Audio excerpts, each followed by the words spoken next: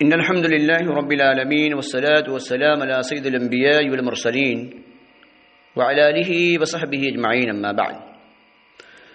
عن عبد الرحمن بن شبل رضي الله عنه قال: نهى رسول الله صلى الله عليه وسلم عن نقرة الغراب.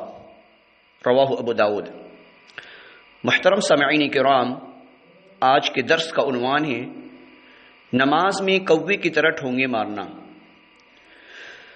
حضرت عبد الرحمن ابن شبل رضی اللہ عنہ سے روایت ہے کہ نبی اکرم صلی اللہ علیہ وسلم نے سجدے میں کوے کی طرح ٹھونگے مارنے سے منع فرمایا۔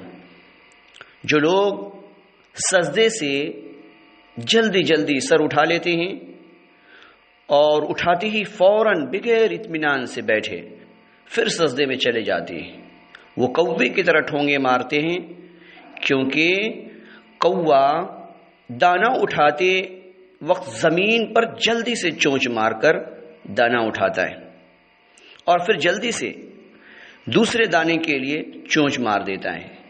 یعنی جو لوگ اطمینان کے ساتھ